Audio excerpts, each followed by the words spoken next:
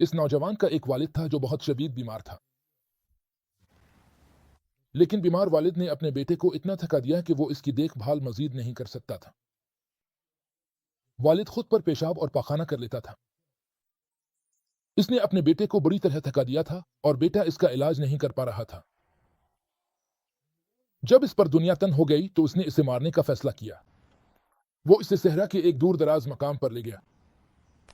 जब वालिद ने यह जगह देखी तो इसने अपने बेटे से कहा, बेटा तुम मुझे यहां मारना चाहते हो है ना?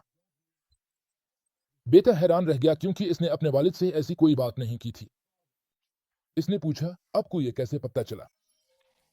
वालिद ने जवाब दिया, क्योंकि मैंने अपने वालिद को भी इसी जगह मारा था।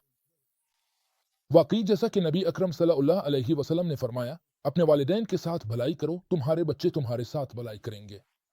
वालिदैन की नाफरमानी एक कर्ज है। जो कुछ तुम अपने वालिद और वालिदा के साथ करोगे, तुम्हारे बच्चे भी तुम्हारे साथ बिल्कुल वैसा ही करेंगे।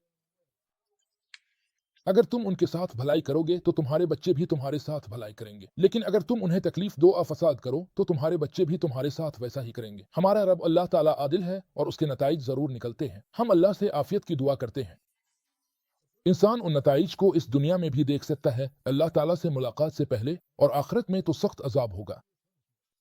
इस दुनिया में कुछ गुनाह ऐसे हैं, वो बहुत से लोगों के हुकूक गसब करता है और दूसरों को नुकसान पहुंचाता है।